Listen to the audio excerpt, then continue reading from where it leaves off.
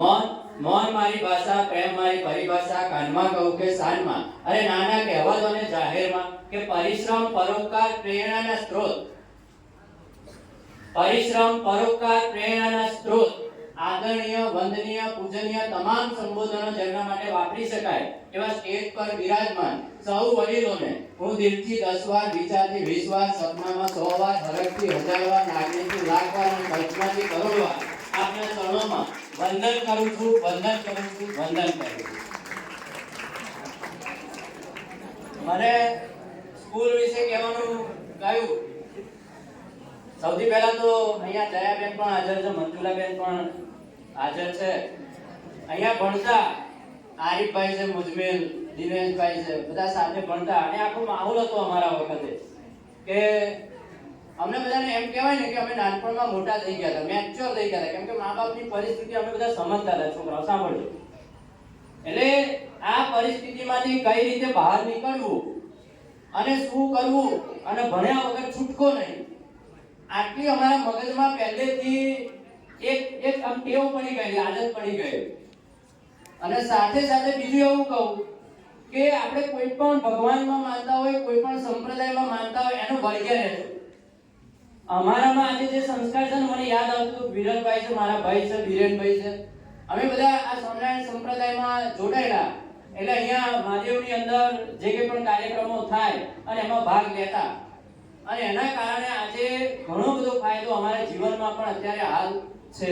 એટલે આપણે કોઈ પણ ભગવાનમાં માનતા હોય, કોઈ પણ સંપ્રદાયમાં માનતા હોય, તો એમાં પહેલું તો માનવું. હવે બાળકો ઉપર આવો, પછી સ્કૂલની છેલ્લે વાત કરું.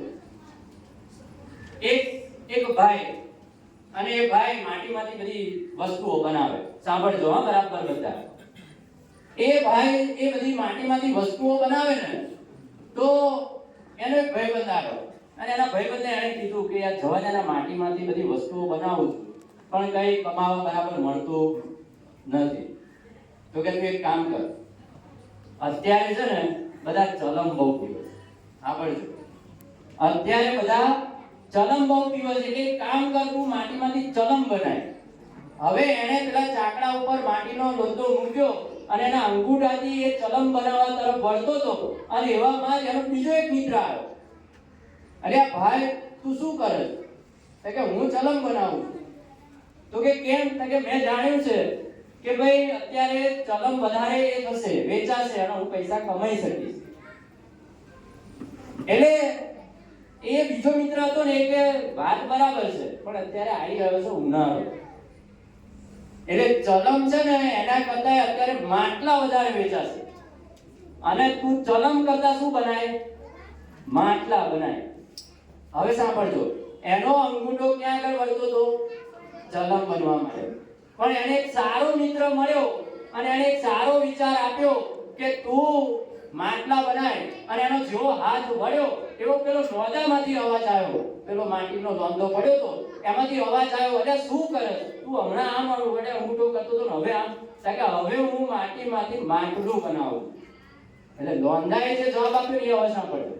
લોંદો કે ભાઈ, આ સારું થયું કે તે માટીમાંથી માટલું બનાવવાનું વિચાર્યું.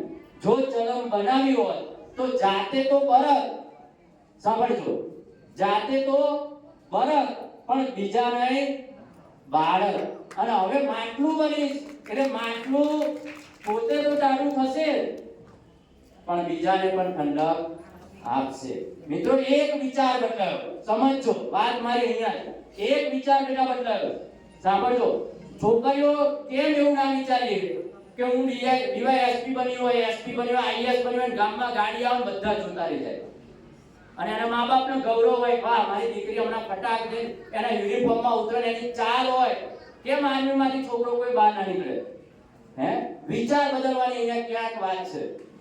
એક છોકરી 5મા ધોરણમાં ભણે અને એને સ્વાભાવિક છે, અમે બધા શિક્ષકો બધા છોકરાઓને પૂછતા રહીએ કે બેટા મોટા થઈને તમે બધા શું બનશો? એટલે પેલી છોકરીએ કીધું, બધાનો વારો આવ્યો, કોઈ કે હું વકીલ બનીશ, કોઈ કે હું ડોક્ટર બનીશ, કોઈ કે હું શિક્ષક બનીશ. અને એક છોકરી ઊભી થઈ, એ છોકરી કે સાહેબ હું છે ને પાયલોટ બનીશ. એટલે બધા છોકરાઓએ હસી ઉડાવી. કેમ હસી ઉડાવી ખબર? કારણ કે બે હાથ નહોતા. એટલે બધા કે હે હવે આને બે હાથ નહીં ને કે ક્યાંય પાયલોટ બનવાની. પણ એ છોકરી લાગી આવ્યું, સાંભળજો, એ છોકરીને લાગી આવ્યું, એ થોડી વાર બહાર જતી રહી, રડી, એના આંસુ લૂછી પાછી આવી, એના સાહેબ કે બેનને પૂછ્યું કે સાહેબ કે બેન મારે પાયલોટ બનવું છે તો હું શું કરું? એના સાહેબે બેને કીધું કે બેટા જો તારે પાયલોટ બનવું હોય તો પહેલા તો જે બધા કે હાથ વડે કામ કરે છે ને તું પગ વડે કરતા શીખી જા. સાંભળજો, એ છોકરીએ બે પગ વડે તમામ કામ ચાલુ કર્યા. શાક પણ સમારી શકે, લખી પણ શકે, પોતાના કપડા વારી પણ શકે, કપડા ધોઈ પણ શકે. આગળ બે પગ વડે એને ગાડી શીખવાનું ચાલુ કર્યું. એ છોકરી બે પગ વડે ગાડી ચલાવતા શીખી.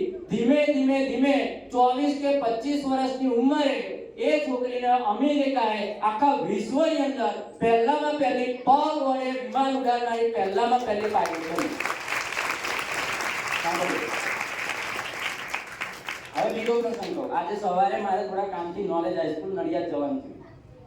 હું ત્યાં ગયો, મોટું એક બેનર હતું ને એમાં લખ્યું હતું યશ સોની, અને એની આંખ સેજ મને છે ડાઉટફુલ લાગી. અને એના ગયા વર્ષે 10મા ધોરણની અંદર 99.99 પીઆર સાથે એ છોકરો આપણા ખેડા જિલ્લામાં ફર્સ્ટ નંબરે આવ્યો. એટલે એની આંખો જોઈને એટલે મને સહજતાથી જિજ્ઞાસા જાગી અને મેં સ્ટાફમાં પૂછ્યું કે આ છોકરાને કોઈ તકલીફ હતી? સાંભળજો છોકરાઓ, એટલે એમના સાહેબે મને એવું કીધું